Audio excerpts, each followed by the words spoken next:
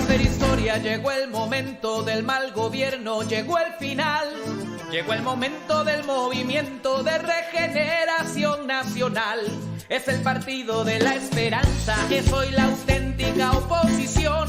Un movimiento de amor que avanza contra el despojo y la corrupción. Acabaremos con la desgracia de nuestro pueblo y de la nación. Conquistaremos la democracia con invencible organización. Morena es el partido del pueblo unido para cambiar. Morena, la vida pública lograremos regenerar. Morena, el pueblo puede salvar al pueblo, ya lo verá. Morena, de todo México la esperanza del cambio en paz.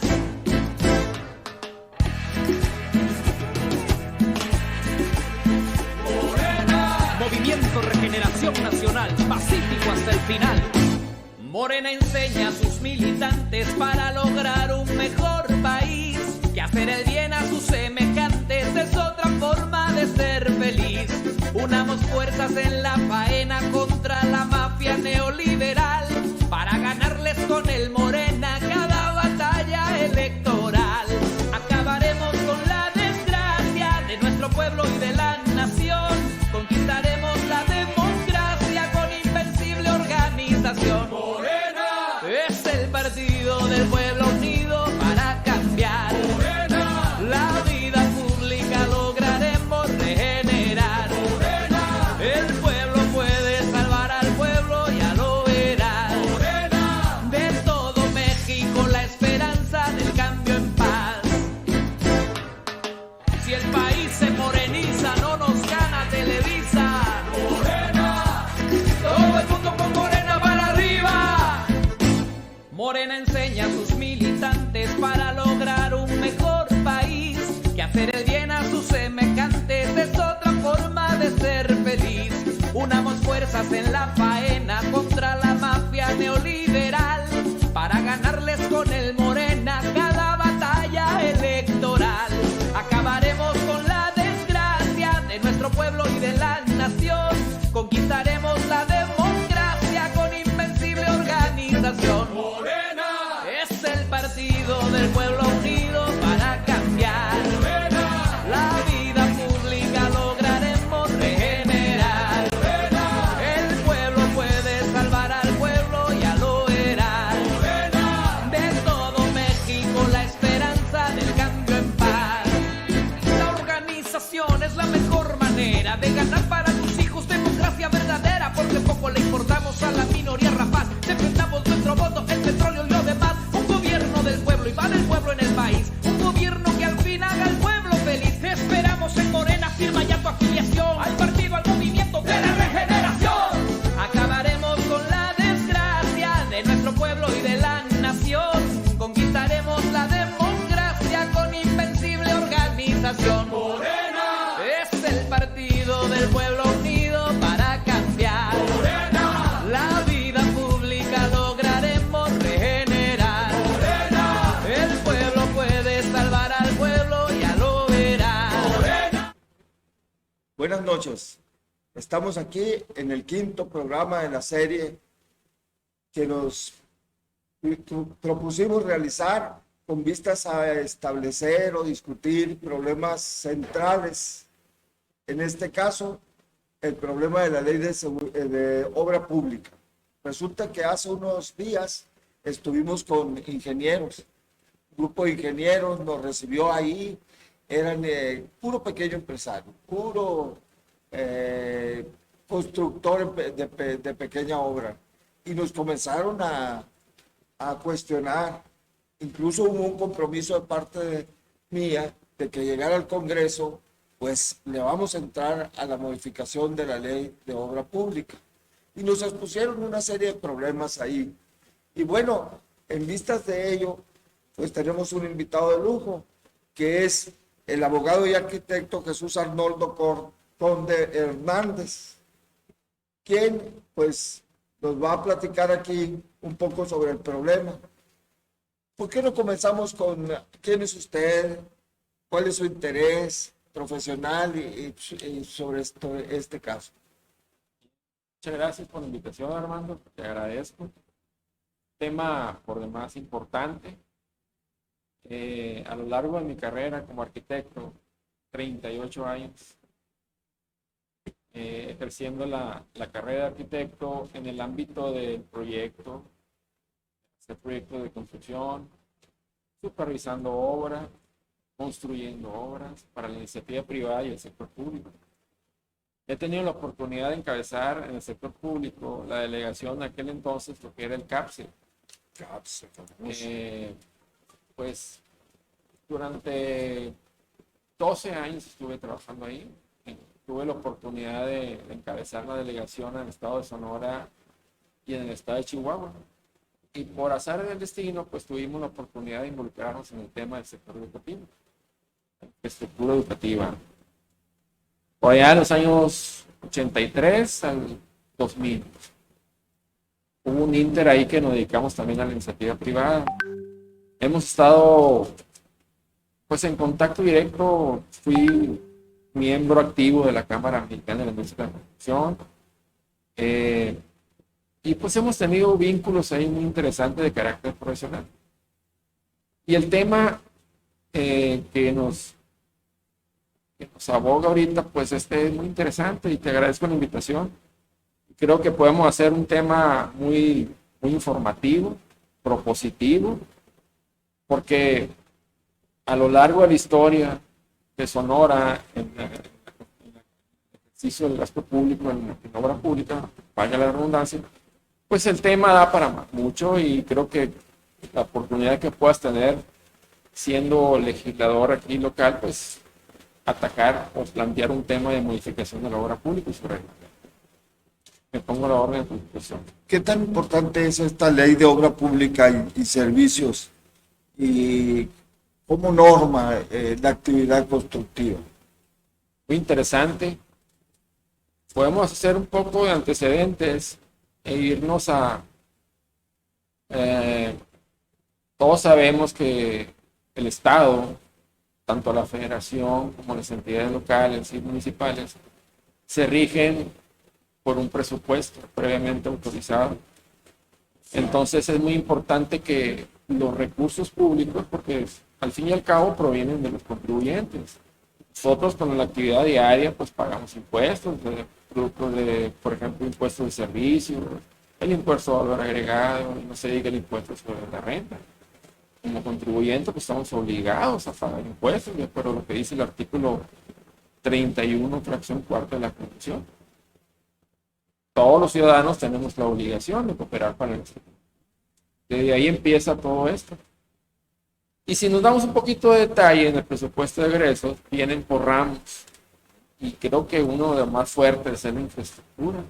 Sea en el ámbito educativo, de salud, en el sector de comunicaciones y transportes. Son grandes sumas de recursos públicos que se aplican. Y bueno, todo empieza de ahí. Y cuando ya, por ejemplo, el Poder Legislativo Federal y local autorizan ellos ciertas obras prioritarias para el desarrollo, pero con una cualidad muy importante que tienen que estar alineados con el Plan Nacional de Desarrollo y el Plan Estatal de Desarrollo. De ahí la importancia de ese plan que no se pierdan los objetivos y las metas de todo este tipo de obras, ¿no? Sí, claro. Eso no hay que perderlo de vista porque ahorita vamos a embonar todo para desembocar cuando se construye una obra pública. Entonces, si somos un poco observadores, cada entidad federativa tiene su propia ley orgánica, donde ya podemos decir que hay Secretaría de Estado en el ámbito federal y también lo que se le llama paraestatales.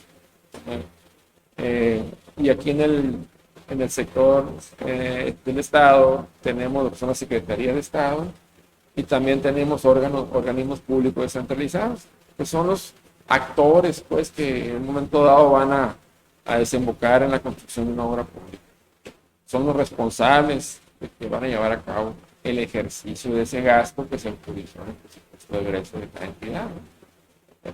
Bueno, pero ¿qué pasa cuando ya, por ejemplo, vamos a suponer que se dio en la planeación de esa obra pública, se dio una concordancia de necesidades de la población o del sector que va a beneficiar, entonces podemos hablar ahí que ya una vez autorizada la planeación tiene que haber una programación.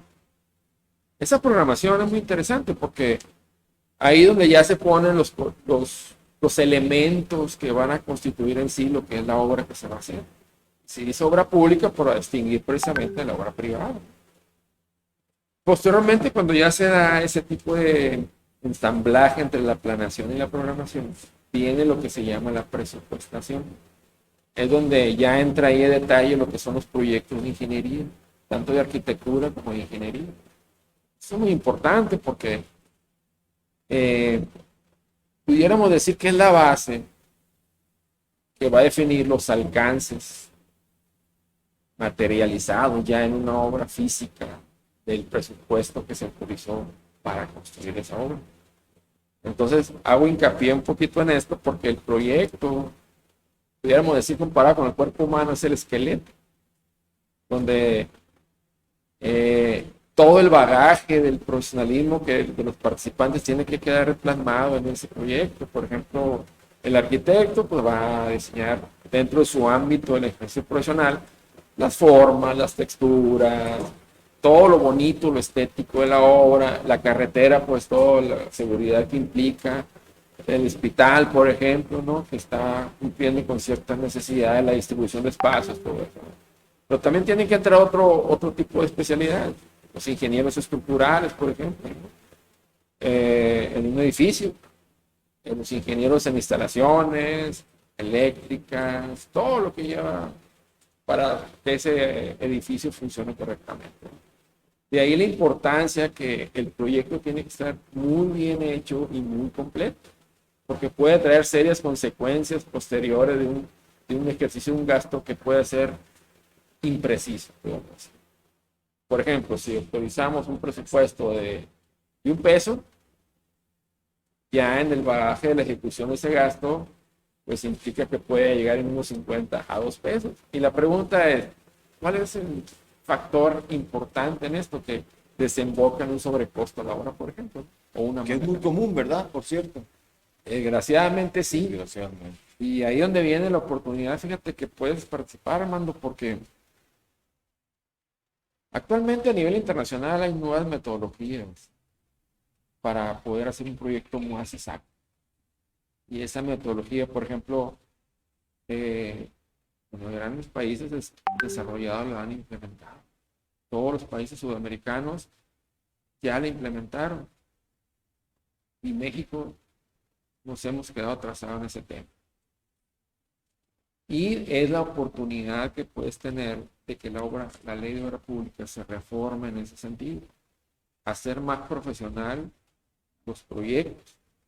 Y eso implica todo lo que gira alrededor de eso. Los especialistas, los ingenieros, los arquitectos se vean envueltos en esa dinámica y también que se supere.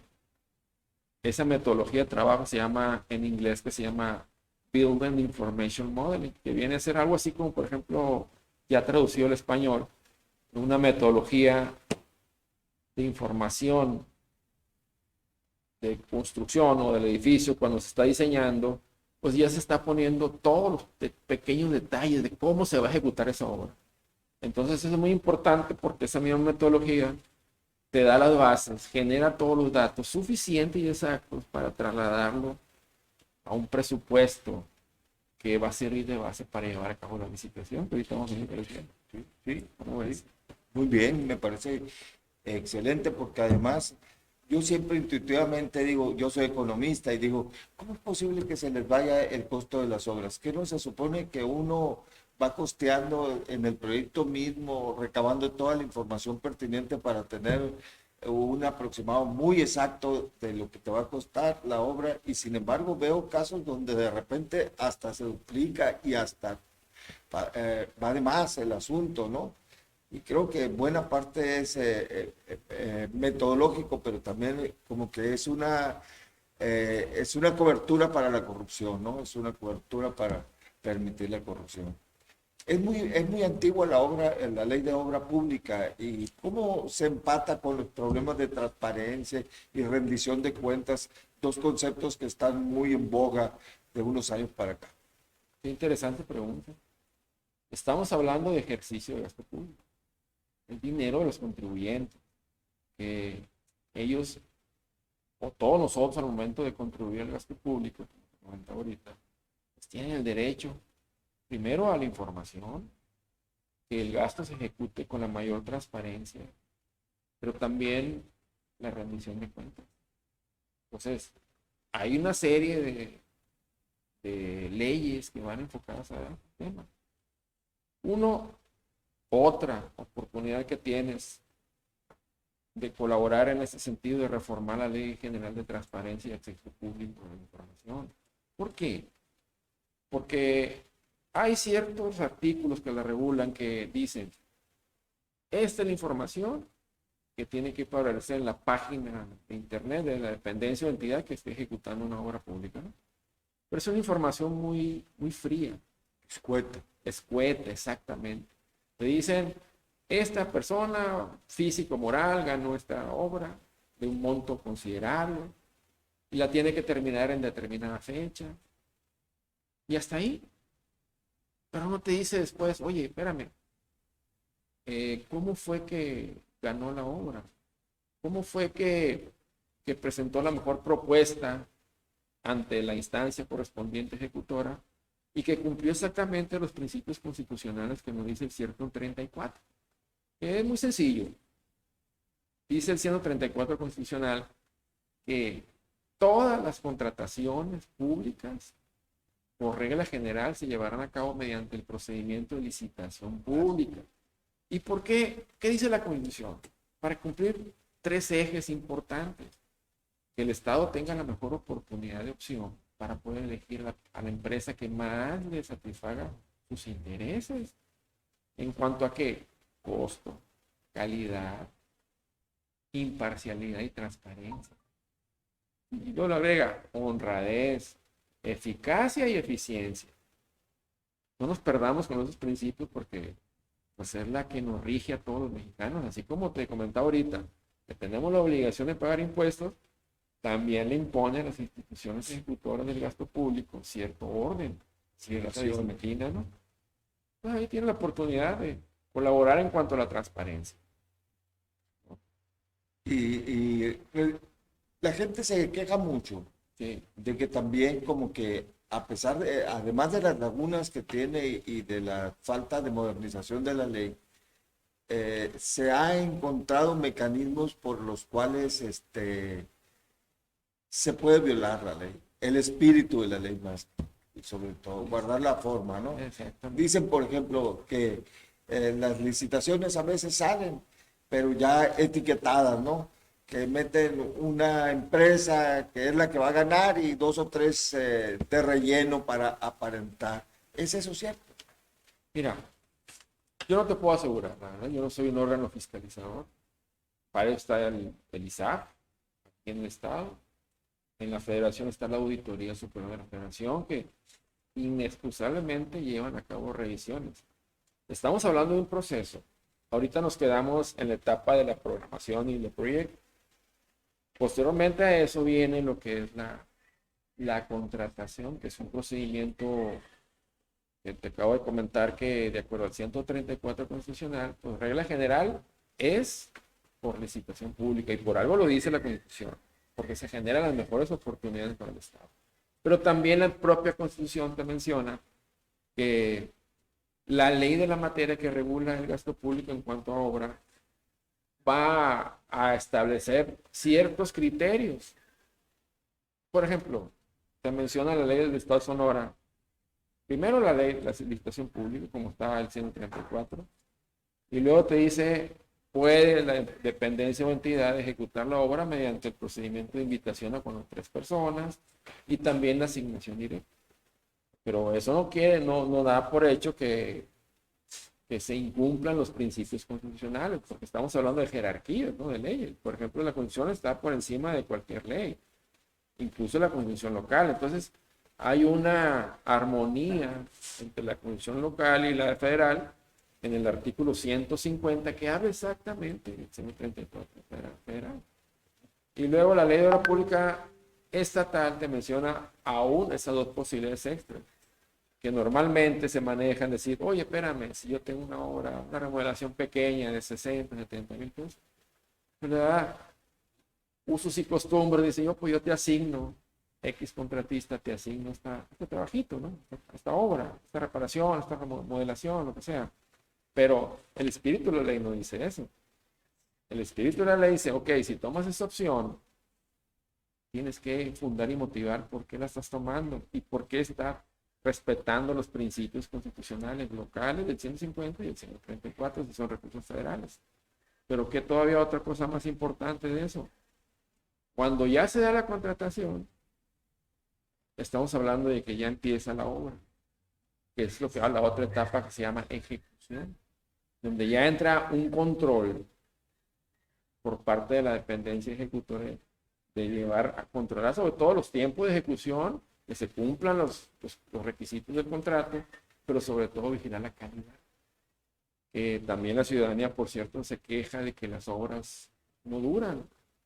Específicamente el pavimento de las calles, ¿no? Por ejemplo, si checamos las especificaciones técnicas que vienen en el presupuesto, en el catálogo de conceptos, por ejemplo, no lo voy a firmar, pero sí me ha tocado ver, dice, carpeta de asfalto de 7 centímetros de espesor. Y vamos a la obra físicamente y no los tiene, ¿no? 4 con ¿Qué pasa con esa inconsistencia? Pues sí hay una responsabilidad por parte del servidor público que no hizo su trabajo. Y ahorita lo estamos viviendo en Hermosillo. Por ejemplo, andando por las calles, pues resulta que efectivamente la actual administración en donde yo soy parte, como regidor, ahorita con licencia, pues sí, se logró que las más importantes y concurridas rúas se asfaltaran y en algunos tramos se encementaran. Pero ya cuando uno penetra a los barrios y a las colonias, pues las calles están destrozadas. Incluso me llamó mucho la atención una colonia. Es la colonia donde he visto gente más mayor. O sea, me ha tocado colonias de gente, que el distrito 9 pues es un distrito de gente mayor. Ahí lleva el primer lugar, ¿no? Pero en esa colonia era prácticamente gente de más de 70 años. Y estaba destrozado el pavimento. Y dicen, este pavimento lo hicieron hace 40 años, ¿no? Y no se ha asfaltado. Y es un peligro para esa gente, porque una persona de esa edad fácilmente se puede caer y fácilmente se puede quebrar.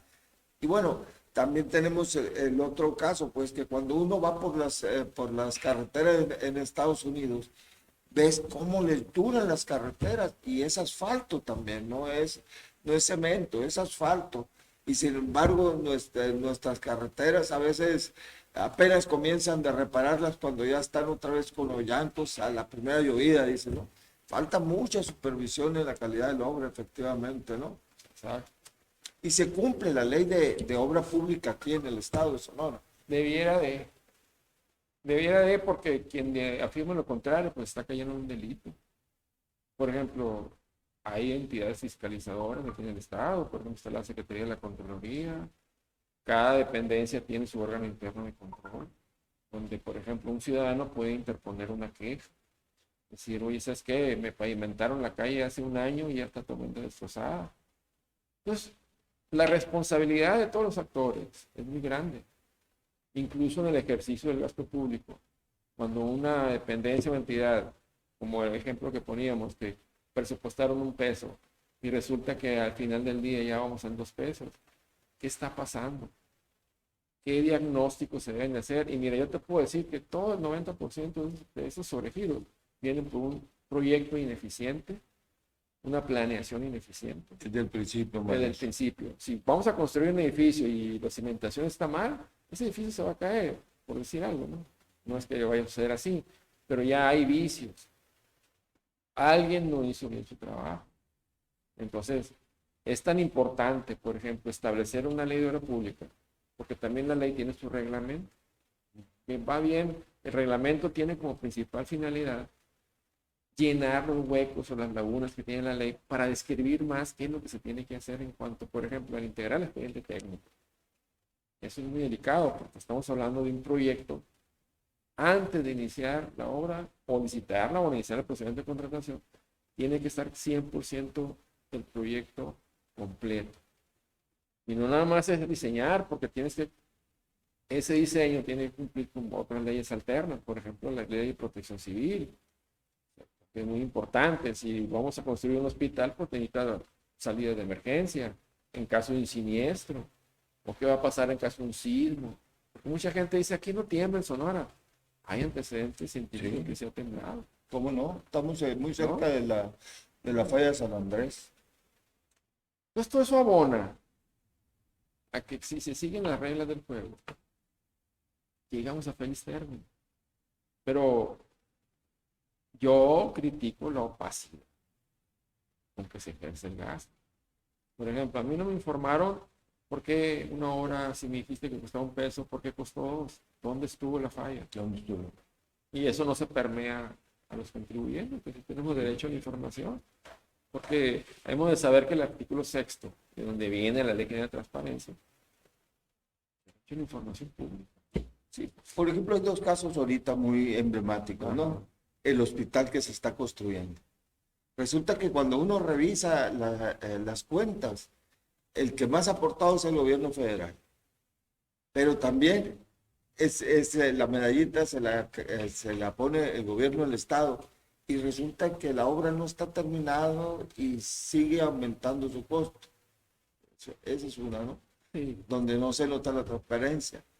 Otro caso así es el del famoso, la venta que hizo el gobierno del estado de los estadios de béisbol de el Héctor Espino y el Tomás Oros de Ciudad Obregón en 500 millones de pesos y que se supone que iba para solventar las deficiencias del Listezón y el Listezón sigue igual, ¿no? O sea, hay mucha opacidad, como que hay una vieja tradición que yo he visto en la historia de México, que somos muy dados a hacer muchas leyes, pero el problema es que no las cumplimos, ¿no?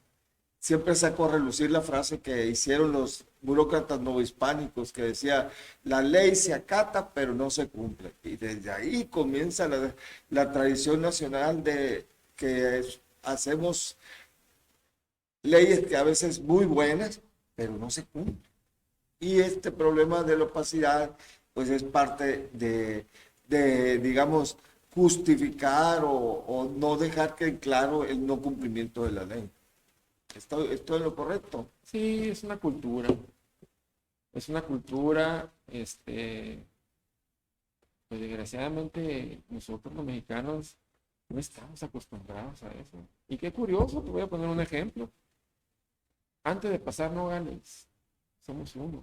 Sí. Y pasamos para el otro lado y somos otro. Pues quiere decir que algo está pasando.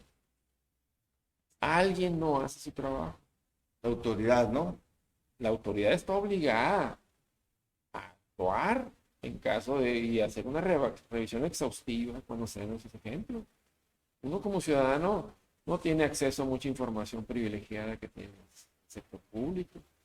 Y eso es lo que tenemos que cambiar. Transparentar el gasto. Porque entre más transparente, pues no tienes nada que ocultar. Quizás tu trabajo lo estás de buena fe y nos equivocamos, somos seres humanos. Pero errores de esa naturaleza, donde sea un 100, 150%, un sobrecosto, ya no es error. Algo está fallando. Que no sepamos dónde está, pues los ciudadanos pues nos llama la atención, pues, porque, por ejemplo, el hospital ese que originalmente estaba en 750 millones, pues no sé cuánto dinero más costó y era para equipamiento y bueno, no sé, ¿verdad? Todo ese tipo de desinformación, pues tiene que estar. Sí, mete mucho ruido. Lo que te deja, lo intuyes, pues, que las cosas están mal y que algo está pasando. Algo está pasando, ¿no? Sí. Y bueno, ¿cuáles serían tus propuestas, digamos, para mejorar la ley y la práctica de la construcción de la obra pública. Ok. Bueno, la ley de obra pública de Sonora no ha tenido una reforma del año 2005. Del 2005 a la fecha han pasado muchas cosas a nivel internacional, como te comentaba. Entonces, si enfocamos las baterías a reformar la ley y ya por ley y reglamento establecer esa metodología BIM, creo que se abate mucho los errores de diseño y proyecto. Porque en automático esa metodología ya te sienta las bases para hacer un correcto presupuesto de obra. Lo que los constructores denominamos el catálogo de conceptos, que bajo ciertas bases de licitación que dan la dependencia de entidades, pues se parte de la base, a ver, dame ofertas constructoras que tienen vasta experiencia. Aquí en Sonora hay unas excelentes constructoras, con mucha experiencia. Y así como hay grandes constructoras, también vemos muchos microempresarios que hemos sufrido la decaída, porque no podemos competir con esas grandes empresas y todo el mundo tenemos derecho a trabajar. El artículo 5º constitucional así lo dice, la libertad de trabajo. Pero también generar esas condiciones económicas, sociales, culturales, para tener ese acceso también a la obra pública. Hay vasta experiencia aquí en Sonora, hay gente muy capacitada. Incluso la Cámara Mexicana de la Construcción ya está capacitando a las constructoras en esa metodología. Están plenamente conscientes de qué es lo que viene. Y créeme que a nivel nacional no se ha tomado ese tema. Sonora sería precursora en ese aspecto. Y créeme que genera esa certidumbre en todo el ámbito de la ejecución de la obra, desde la planeación, programación, presupuestación, el proyecto de ingeniería e infraestructura, la contratación y por ende la ejecución, que se apega más a lo que está presupuestado y no andar con esos sobresaltos o sorpresas que salió 200, 300% más, ¿no? Sí. Y se enfocaría en las pilas más. El constructor, si yo te pedí cierta calidad en ese aspecto, tú no lo tienes que hacer así. Y tiene que haber todo un bagaje de supervisión y control de obra que soporte que la obra se hizo conforme a lo que se está presupuestando y lo que se está pagando. O sea, se cambian todas las reglas del juego. Pero eso no termina ahí. Termina también que nos impone a todos los que estamos en el ámbito de la construcción. Eso certificarnos en ese aspecto, prosperar, superar. Y ya para el momento de plantear una propuesta, pues sea de lo más certero posible. Estamos capacitados los constructores para poder acceder a ese tipo de obras. Es muy interesante eso. Y lo que colateralmente planteaste también es una de las grandes preocupaciones, porque dicen los constructores pequeños, dicen, pues a nosotros salen las convocatorias y nos piden requisitos imposibles de cumplir, ¿no? Que tener 50 millones en una cuenta para, por ejemplo, ¿no? Solo los grandes. Entonces se queja mucho que las obras se las llevan los grandes. Alguien proponía en esa reunión que te digo de responsables de obra, y decía pues que se saque que el 33% de la obra vaya para las minis, para los pequeños empresarios, y que no se queden todos los grandes empresarios con la obra. ¿Tú qué piensas? ¿Cómo se podría hacer eso? Sería una maravilla que se hiciera. De hecho, en el presupuesto de egresos estatal viene ahí ciertos montos mínimos o máximos que permiten, por ejemplo, a una entidad o dependencia asignar obra directamente. Pero también hacen pequeños grupos y se los dan a los grandes. Entonces, se puede establecer, pues, reformar la ley de obra pública en ese sentido, de que las pequeñas y medianas empresas tengamos participación en el gasto y en el ejercicio. Porque también generamos empleos. Claro, nosotros tenemos albañiles, tenemos maestros de obra, los proveedores que también se benefician con eso. Entonces la economía empieza a moverse con el precio del gasto. Pero que sea parejo.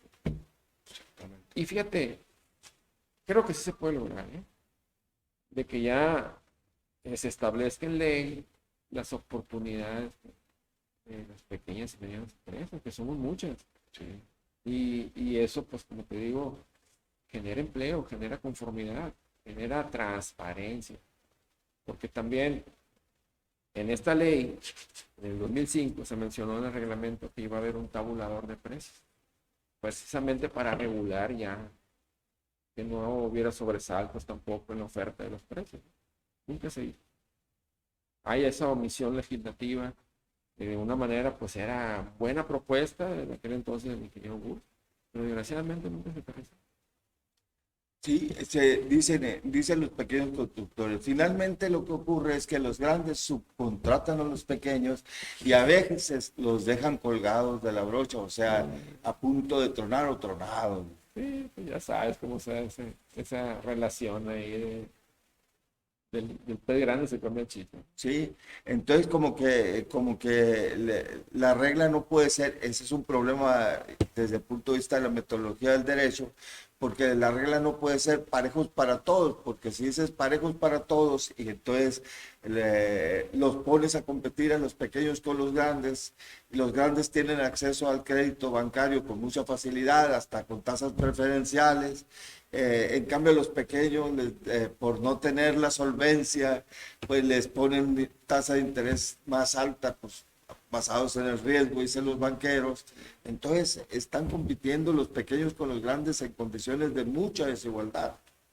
Es un problema muy serio, más si pensamos en el programa que trae el próximo gobernador, o sea, que creo que va a ser Alfonso Durazo, no me queda la menor duda.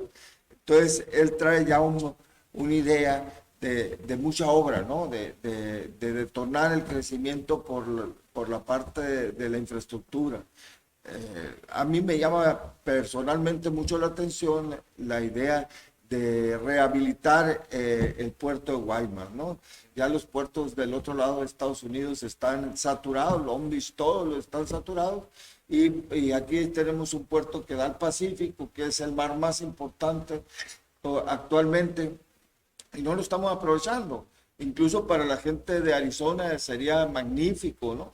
Y luego trae otras obras, ligar allí hacia Chihuahua, sacar la carretera a cuatro carriles de Hermosillo a Quino, sacar la carretera a 4 carriles de Santana a San Luis Río Colorado. O sea, trae un proyecto muy ambicioso de creación de infraestructura, y sería muy bueno que toda esa obra, digamos, no solo beneficiara a los grandes constructores, a los que siempre se ha beneficiado, sino también a los pequeños constructores. Si el lema de la 4T es primero los pobres, pues podemos decir primero los constructores más desprotegidos, los minis, los pequeños empresarios. Esa es más o menos una idea que yo tengo, y por eso me comprometí de alguna manera con los compañeros a trabajar sobre esta ley, la modificación de esta ley de obra pública. Pues eso resultaría fabuloso, sobre todo ahorita que pues se pueden hacer reuniones con autores que aporten sus ideas, como te comento, y mucha gente importante, valiosa, ¿no? Mucha experiencia. Y la verdad que pues el proyecto de Inicio Durazo pues es muy ambicioso, y ojalá se haga. Estamos seguros que sí va a ser. Y pues, como le digo, el beneficio va a ser amplio. Y si podemos colaborar en esto, yo me puedo ofrecer para hacer ese planteamiento y darles su justa dimensión a los pequeños y medianos empresarios. Porque no nada más son constructores, también hay proyectistas, topógrafos, gente que tiene amplia información y experiencia en el Estado.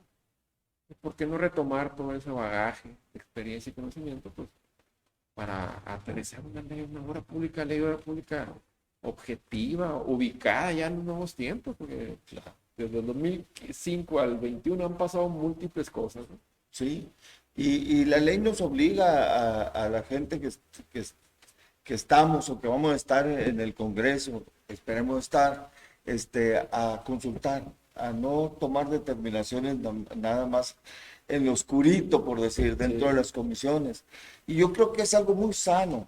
Hay que entender que estos problemas, un legislador no es sabelotodo. Un legislador debe basarse en la experiencia acumulada de las comunidades, en este caso de toda la comunidad constructora, que como tú dices, no solo son los ingenieros, sino los arquitectos, sino también los topógrafos, proyectistas, e incluso a veces encuentran muy buenas razones entre la gente del trabajador común y corriente, ¿no? Y más que si hay una obra, una importante previsión de construcción de obra, pues hay que modernizar la ley de obra pública a la brevedad posible, ¿verdad? Y, y por eso es muy importante esta plática que hemos tenido contigo, porque, digamos, es el inicio, junto con la entrevista que tuvimos ahí con los compañeros, de un intercambio de ideas sobre este aspecto. No sé si quieras profundizar en algún otro aspecto o algún comentario. Pues mira, fue algo así, un cometa esto, rápido, ¿no? Se puede tocar más temas específicos. Yo me quedaría con el tema de la nueva metodología que te acabo de comentar, BIM, que la verdad hemos tenido la oportunidad de tomar cursos en España y en Internet. Y es una maravilla. Es una maravilla y, como le digo, la Cámara Mexicana de Industria de Construcción ya retomó desde el año 2008, 2009, capacitar a los constructores en esa metodología. Entonces los constructores, creo que el 80-90% se dedican a la construcción de la obra pública. Entonces, ¿por qué no aprovechar ya, retomar en la ley esa metodología? Pues haríamos clic con los constructores, con todos los profesionistas que trabajamos directo o indirectamente en el sector de la construcción y los proyectos. Pues hagamos clic.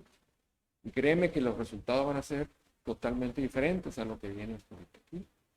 Sí.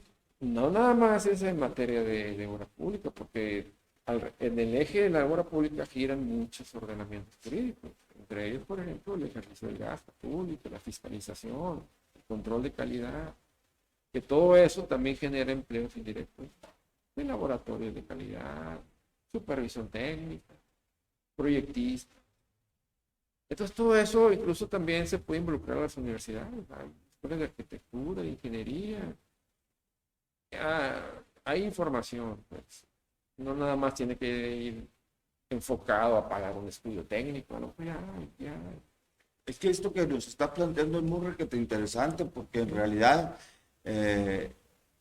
puede ser clave para evitar no solo el despilfarro, sino además para evitar la corrupción en las obras, ¿no? Que es lo que está detrás de esa situación de que de repente no se sepa calcular, entre comillas, los costos de una obra, ¿no? A mí me parece muy interesante. Y en realidad, como te digo, es como una primera entradita, ¿no? Porque si vamos sobre el objetivo de modificarle esta ley de obra pública, lo que tenemos que hacer es que esto es para iniciar una discusión, una plática contigo y con otras personas, con las cámaras, con todos los que están involucrados, para sacar algo que verdaderamente sea significativo y transforme pues la práctica y la cultura de construcción, incluyendo los moches, ¿no? Que, bueno, es algo deleznable y que debemos de desterrar, ¿no? De la vida práctica de la construcción. A mí me parece muy, muy importante.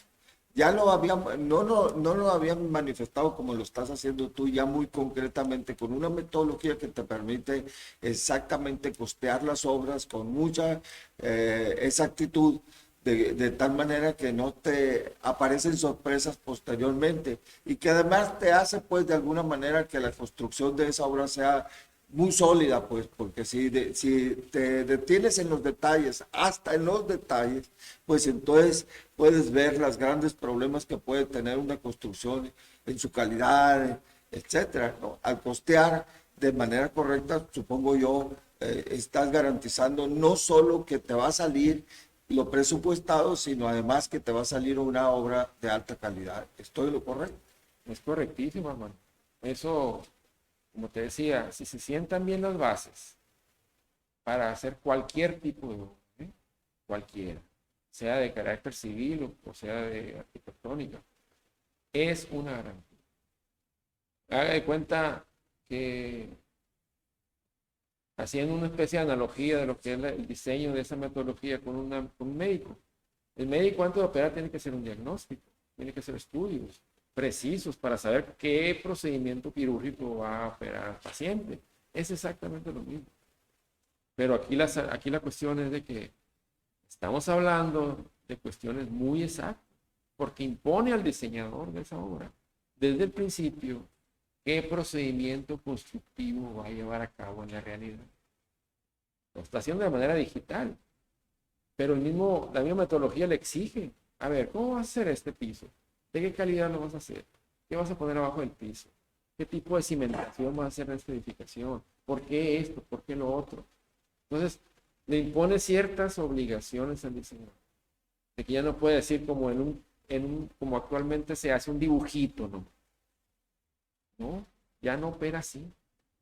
Pero esa cuestión, que ya está a nivel internacional esa metodología, se traduce en una norma jurídica donde obliga al participante a acatar la norma, aunque en su subconsciente no lo haga, la metodología se lo va a exigir, lo va a obligar.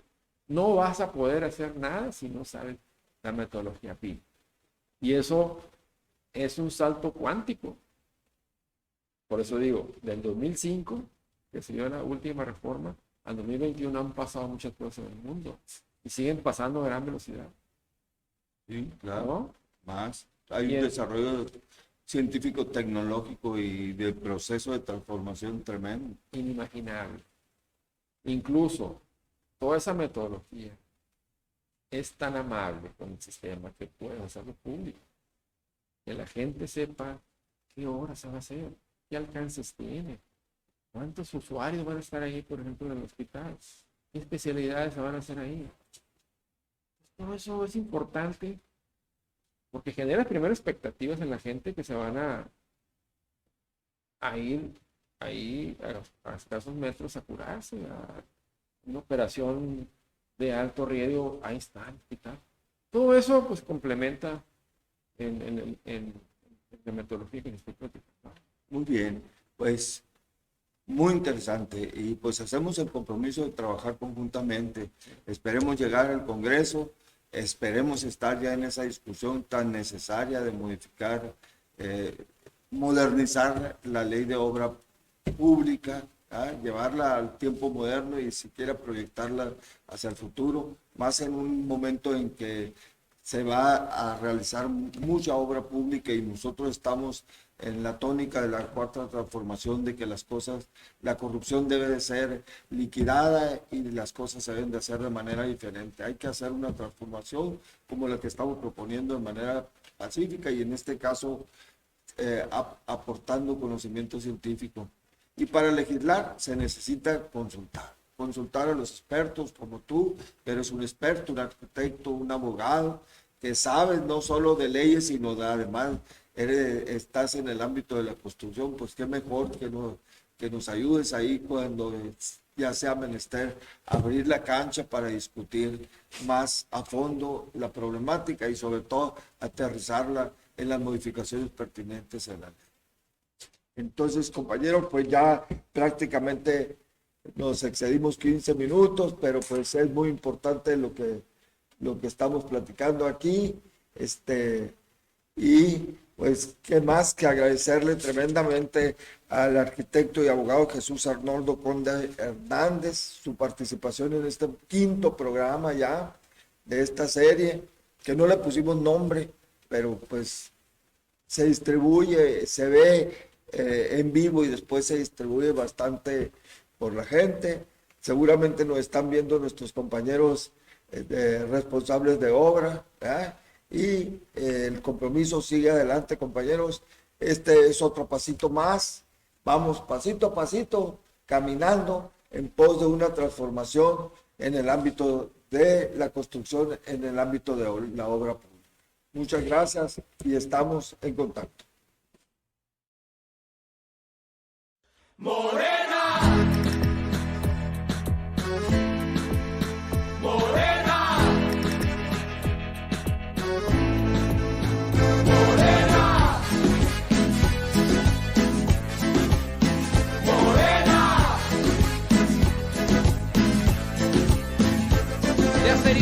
llegó el momento del mal gobierno, llegó el final.